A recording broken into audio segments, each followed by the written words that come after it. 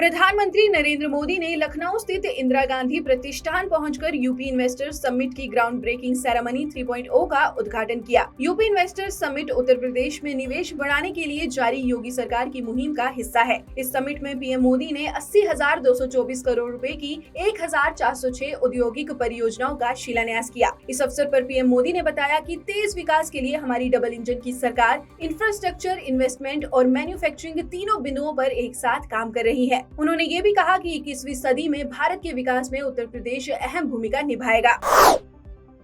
जम्मू कश्मीर में target killing के बढ़ते मामलों को लेकर दिल्ली में हाई लेवल बैठक हुई। इस बैठक की अध्यक्षता गृह मंत्री अमित शाह ने की। इस बैठक में जम्मू कश्मीर के उपराज्यपाल मनोज सिन्हा, एनएसए अजीत डोभाल, सेना प्रमुख जनरल मनोज पांडे समेत कई वरिष्ठ अधिकारी मौजूद रहे। जानकारी के अनुसार इस बैठक में घाटी में सुरक्षा के कड़े इंतजाम करने और स्थानीय लेवल पर खुफिया और सुरक्षा दायरा बढ़ाने का फैसला लिया गया है। गृह मंत्री अमित शाह ने बैठक में आतंक फैलाने वाले लोगों से सख्ती से निपटने के निर्देश भी दिए हैं।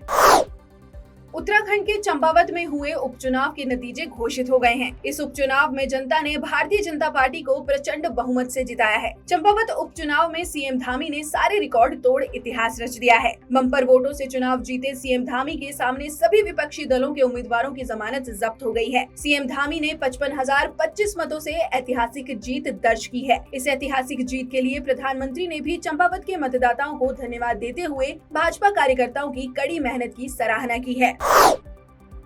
इन दिनों भारत की विदेश नीतियां दुनिया भर में चर्चा का विषय बनी हुई हैं। इस बीच विदेश मंत्री एस जयशंकर ने एक साक्षात्कार में साफ शब्दों में कहा है कि भारत का अमेरिका या चीन के नेतृत्व वाली किसी धुरी या खेमे में शामिल होना आवश्यक नहीं है। भारत को अपनी पसंद चुनने का हक है जो उसके मूल्य व हितों पर आधारित हो। विदेश मंत्री ने ये भी कहा कि नरेंद्र मोदी सरकार के 8 साल के कार्यकाल के दौरान देश की विदेश नीति का कायाकल्प हुआ है और अब भारत अपनी पसंद को अधिक अहमियत देता है।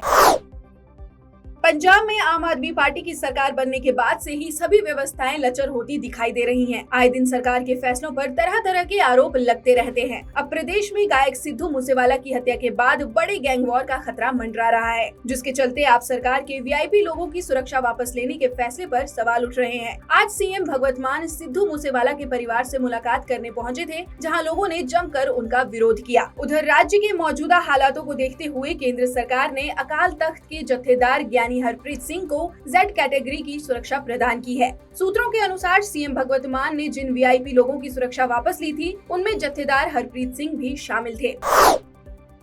देश के कई राज्यों में प्री मानसून बारिश जारी है, तो वहीं कुछ राज्यों में हीट वेव की स्थिति फिर से बनने की संभावना है। मौसम विभाग ने राजस्थान के दक्षिण, पश्चिम उत्तर प्रदेश और मध्य प्रदेश के अलग अलग हिस्सों में हीट वेव की संभावना जताई है। राजधानी दिल्ली में आंधी और बारिश का दौर थमते ही फिर एक बार गर्मी बढ़ने लगी है। कुछ जगहों पर तो तापमान 44 डिग्री से ऊपर पहुंच गया है। मौसम विभाग की माने तो अभी एक सप्ताह तक ऐसे ही मौसम बना रहेगा। उधर मौसम विभाग ने कर्नाटक में 4 दिनों तक भारी बारिश की भविष्यवाणी की है। इसके चलते बेंगलुरु और आसपास के तटीय क्षेत्रों में येलो अलर्ट जारी कर दिया गया है।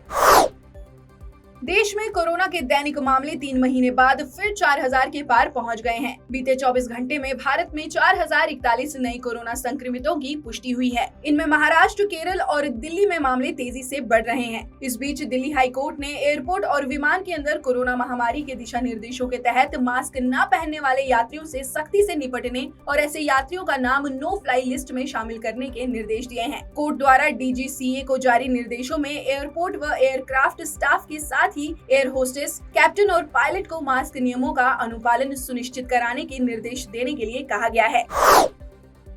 कर्नाटक के कुलबुर्गी जिले में आज सुबह एक भीषण सड़क हादसा हो गया, जहां हैदराबाद जा रही एक स्लीपर बस लॉरी से टकराने के बाद पुल के नीचे जा गिरी, जिसके बाद बस में आग लग गई। इस हादसे में बस में सवार करीब 7 लोगों की जलकर मौत हो गई, जबकि करीब 12 यात्री घायल हो गए। घटना बीदर श्रीरंगपटना हाईवे पर कुलबुर्गी जिले के कमलापुर तालुक के बाहरी इलाके में सुबह करीब 6:30 बजे हुई। ये बस गोवा से हैदराबाद जा रही थी।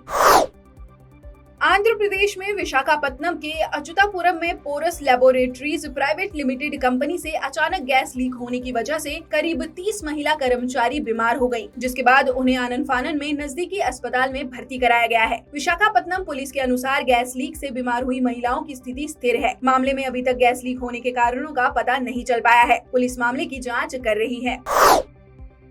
रूस यूक्रेन युद्ध की शुरुआत हुए आज 100 दिन पूरे हो गए हैं। इन 100 दिनों के दौरान रूस ने यूक्रेन में भारी तबाही मचाई है। यूक्रेन के राष्ट्रपति वोलोदिमीर ज़ेलेंस्की के अनुसार रूसी सैनिक यूक्रेन के करीब 20% क्षेत्र पर अपना कब्जा जमा चुके हैं। युद्ध की शुरुआत से अब तक हजारों की संख्या में लोगों की मौत हो चुकी है, जबकि कई लाख लोग अपना घर, अपना देश छोड़कर जा चुके हैं, जो दूसरे देशों में शरणार्थी बनकर रह रहे हैं। पर अब तक ये युद्ध किसी परिणाम तक नहीं पहुंचा है। राष्ट्रपति ज़ेलेंस्की का कहना है कि यदि रूस से युद्ध जीत जाता है तो यूरोप में सभी के लिए खराब समय आ जाएगा।